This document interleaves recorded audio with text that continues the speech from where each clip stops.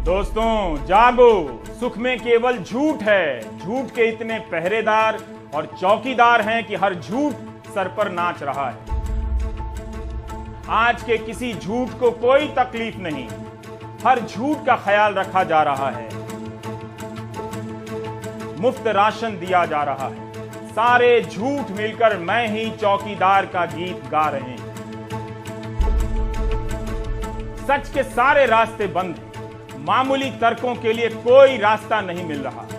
भारत में झूठ की ऐसी अविरल अय्याशी अकल्पनीय भी है, अभूतपूर्व भी है। अ से मेरे शब्द खत्म हो गए, अब न और ज से वाक्य बना रहा हूं। पंचतंत्र में आपने सुना होगा, जब नीयत साफ नहीं होती, नीति अस्पष्ट होती है, निरंतर परिश्रम का अभाव होता है, तब नतीजे में जनता को जान गंवानी पड़ती ही है। लाशों को गायब कर उनकी गिनती कम दिखानी ही पड़ती है। नमस्कार दोस्तों, मेरा नाम है रिमझिम और आप देख रहे हैं वी न्यूज। रवीश कुमार की शूरवीर पत्रकारिता ने एक बार फिर से मोदी सरकार को कटघरे में लाकर खड़ा कर दिया है और उनसे पूछा है ये सवाल, महामारी या नरसंहार? इसका जवाब कब देगी सरकार? इस पर देखिए prime time with Ravish Kumar की एक ऐसी रिपोर्ट जो आपको हिला के रख देगी कि कैसे सरकार एक स्कूल जाता बच्चा बनता हुआ नजर आ रहा है। मृत्यु हुई अंतिम सत्य छुपाती है सरकार, और कैसे मौत का जो आंकड़ा है उससे आप वंचित ना हो सके, इसके लिए खेलती है गंदा खेल। देखिए रवीश कुमार की ये रिपोर्ट। पटना दैनिक भास्कर की यह रिपोर्ट देखिए, सुर्खियां चीख रही हैं कि सरकार ने मरने वालों की संख्या 72% छिपाई थी। बिहार सरकार के ऑडिट के बाद कोविड से हुई मौत के मामले में बिहार अब 16वें नंबर से 12वें नंबर पर आ गया है। 8 जून को पूरे बिहार में मरने वालों की संख्या 5424 थी, जिसमें 3951 और जोड़ दिया गया है। इस तरह बिहार में कोविड से मरने वालों की संख्या 9375 हो गई, ये भास्कर ने लिखा है। हालांकि स्वास्थ्य मंत्रालय द्वारा जारी किए गए आंकड़ों के मुताबिक ये संख्या इससे भी अधिक है और बिहार में 9429 लोगों की कोविड से मौत हुई है।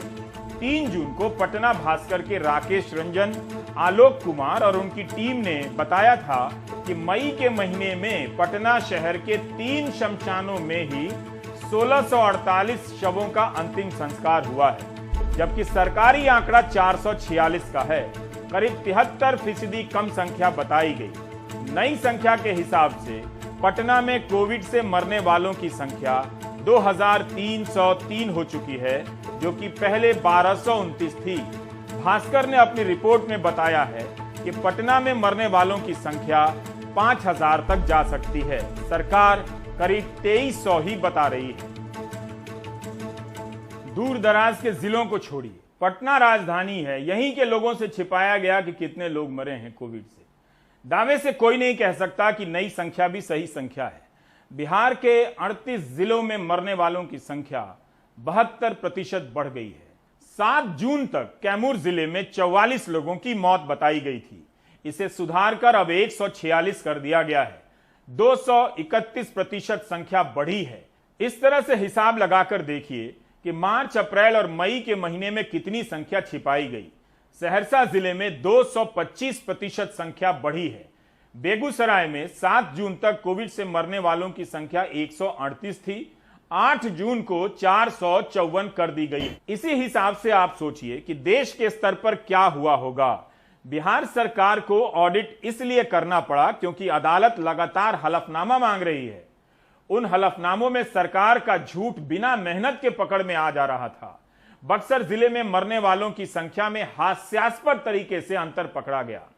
कोर्ट में राज्य के मुख्य सचिव अपनी रिपोर्ट में बताते हैं कि बक्सर में 1 मार्च से 15 मई के बीच केवल 6 मौतें हुई हैं। पटना के कमिश्नर अपनी रिपोर्ट में कहते हैं कि 5 से 15 मई के बीच बक्सर के एक शमशान घाट पर 789 लाशें जलाई गईं। इस लेवल के झांसे दिए जा रहे हैं। 17 मई को पटना हाईकोर्ट की टिप्पणी से पता चलता है कि अदालत का धीरज भी जवाब देने लगा था। दोनों हलफनामों में मौतों के अंतर को देखकर चीफ जस्टिस संजय करोल और जस्टिस संजय कुमार की बेंच ने कहा कि जिस तरह से बक्सर में हुई मौतों के 2 अलग अलग आंकड़ों के हलफनामे कोर्ट के सामने दाखिल किए गए हैं। हम हैरान हैं। कोर्ट को सरकार से सही और प्रमाणिक आंकड़ों की उम्मीद है। अगर कोर्ट ने सक्रियता ना दिखाई होती तो आप इतना भी नहीं जान पाते। कोविड से कितने लोग मरे इसकी सही संख्या भारत के लोग नहीं जानते हैं। इससे बड़ा अपमान क्या हो सकता है कि लोग मरे हैं ये आप जानते हैं, मगर कितने लोग मरे हैं इसकी सही संख्या नहीं जानते हैं। गांव-गांव में इसका ऑडिट होना चाहिए, बल्कि गांव के लोगों को टीम बनाकर खुद ही ऑडिट का काम शुरू कर देना चाहिए। इस टीम में हर पक्ष के लोग शामिल किए जाएं, मुखिया को साथ में लिया जाए, घर घर सर्वे हो, फिर एक लिस्ट बने और उस लिस्ट को गांव के बीच में टिन की चादर वाले होर्डिंग पर लिखा जाए। बैनर फ्लेक्स का ना हो, नहीं तो आंधी में फट जाएगा।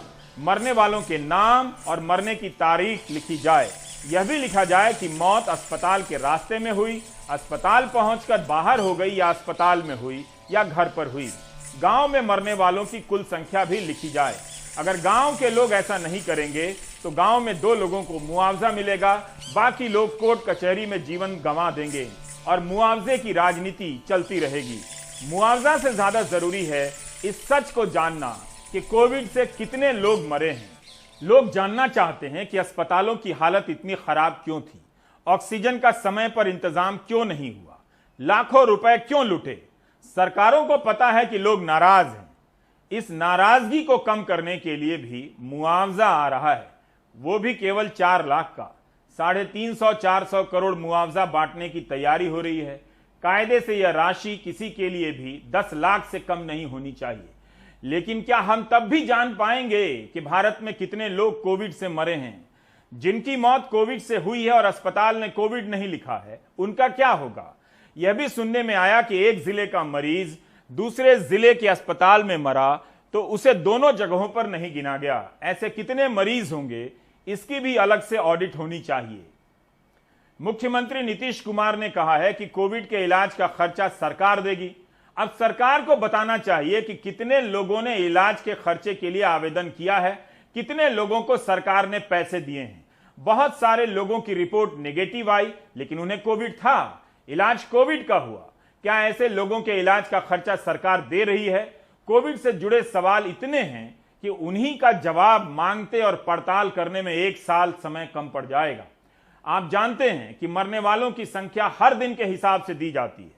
क्या बिहार सरकार ने हर दिन के हिसाब से अपना डेटा सही किया है, या टोटल में करीब 4000 और बढ़ा दिया है? इस सवाल का जवाब बहुत जरूरी है, तभी पता चलेगा कि संशोधन के नाम पर कहीं फिर से धूल झोंकने की कोशिश तो नहीं। रवीश कुमार ने अपनी रिपोर्ट में यह साफ कर दिया कि सरकार आपको बेवकूफ बनाने के लिए इस तरीके की गंदी राजनीति करते हुए दिखाई दे रही है कि मौत का आंकड़ा भी छुपा रही है। Prime time with Ravish Kumar की रिपोर्ट में जो भी रिपोर्ट आते हैं वो एक सच का विश्लेषण होता है, जिससे जनता जो है वो कड़वा सच मान के पी नहीं पाती। लेकिन जो भी हो जाए, सत्य तो सत्य है और वो सरकार को भी पता है। इन दोनों व्हाट्सएप यूनिवर्सिटी से वायरल हो रहे मैसेजेस की भी अगर आप तुलना करें तो रवीश कुमार ने बता दिया कि आप सबको जो इंफॉर्मेशन मिलती है वो सरकार व्हाट्सएप यूनिवर्सिटी के थ्रू इधर उधर फैला रही है, यानी कि इसमें कोई फैक्ट्स नाम की चीज है ही नहीं। आईटी सेल भी इनके कब्जे में, और आईटी सेल इन्हीं का कहा मानता है। आप जो देखते हैं वो समझ लीजिए सरकार ही आपको दिखाने की कोशिश करती है। बीच में इन्होंने गोदी मीडिया पर भी ऐसा दबाव बना लिया कि अब गोदी मीडिया भी इनके कहने पर चलने लगी है और इनके कहे अनुसार ही न्यूज दिखा रही है। मौत के आंकड़े छुपाती हुई गोदी मीडिया आखिर कब तक सच पर से पर्दा डालती रहेगी? बाकी खबरों के लिए बने रहें वीवाई न्यूज के साथ। हमें सब्सक्राइब करना ना भूलें।